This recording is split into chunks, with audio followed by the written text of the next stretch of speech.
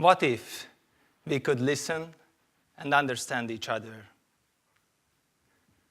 What would be the future like if we could connect both mentally and emotionally to see each other's intentions? I always felt a deep desire to be connected. The desire came to me as a little child, as I felt disconnected from my family. If I tell you that I had a normal childhood, you may wonder why I felt disconnected. There was no divorce, no trauma in our family. Both my mother and father gave us everything they could. We went on holidays, we were playing together. I got matchboxes too. So on the surface, everything seemed to be all right. But later it occurred to me that something is not that okay. When I recall childhood memories, I cannot remember my father and mother kissing each other. They never gave a hug to each other, and laughter was seldom. On the other hand, they had lots of quarrels, arguments. They could create tension from seemingly nothing. Who is going to wash the dishes?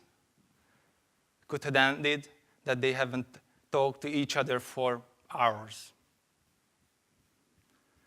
So it was very painful to see this, because I wanted to help them and I wanted to change it, but I didn't know how.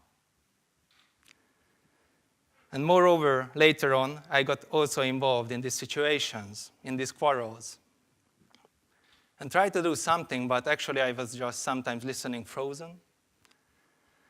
Or other times, I shouted until my mother cried.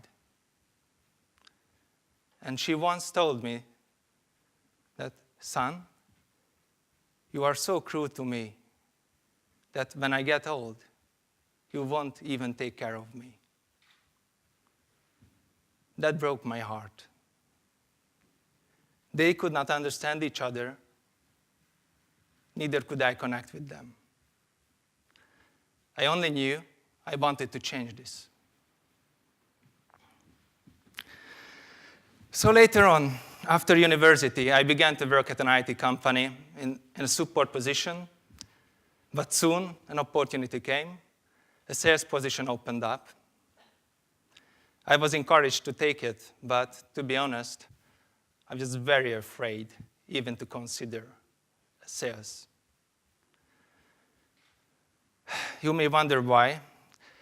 I have represented this company once in front of 12 people. They were sitting around a big table.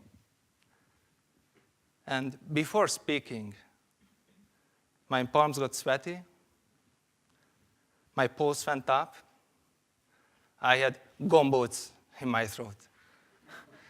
And all I had to say was my name.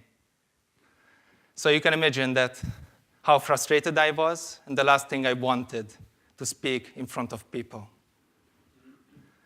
But nevertheless, there was the opportunity, the sales position, and I had two choices. Either stay in support position, in comfort zone, or took the challenge and be comfortable with communication by trying sales. And you can bet, I took the challenge. And it was tough. My very first customer meeting was together with my boss. And at that time, I thought sales is like forcing the product down the client's throat. And I knew I'm not that kind of person. So I was very nervous when we arrived.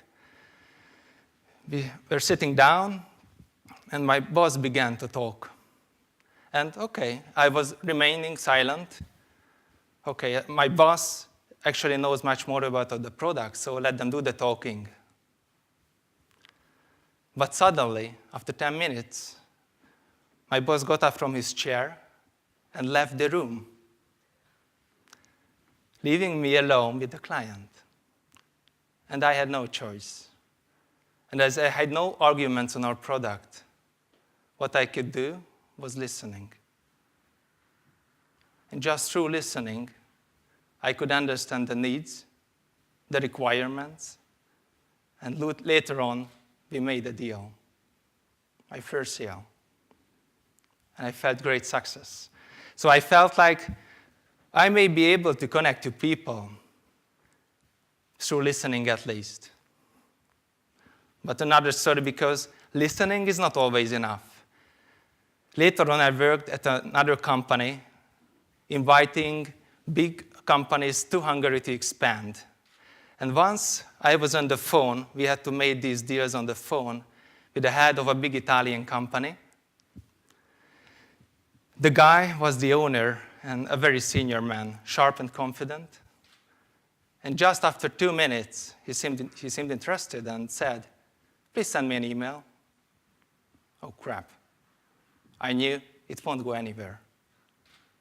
So I said to him, "Mr. Marco, we both know that if I send you this email, you won't read it, and you will never come to Hungary."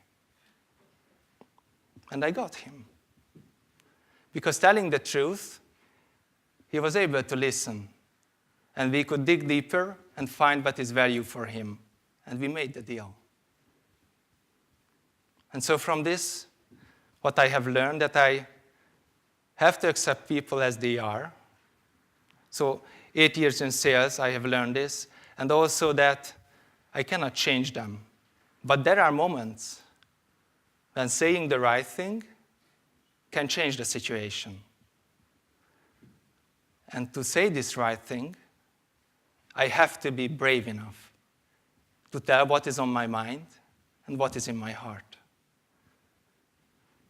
And not just in business. I'm also opening up in my family. I practice how to listen, and I practice how to be open and give what is in my heart. And now I feel connected, and I can see my mom and dad more connected than ever. Now we can have a Christmas evening with hugs and kisses, and now they can wash the dishes without having a quarrel.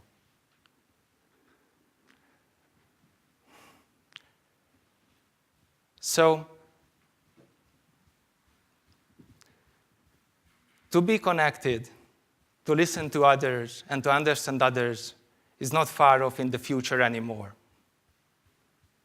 Now we can listen to and understand each other. Today, we are connected.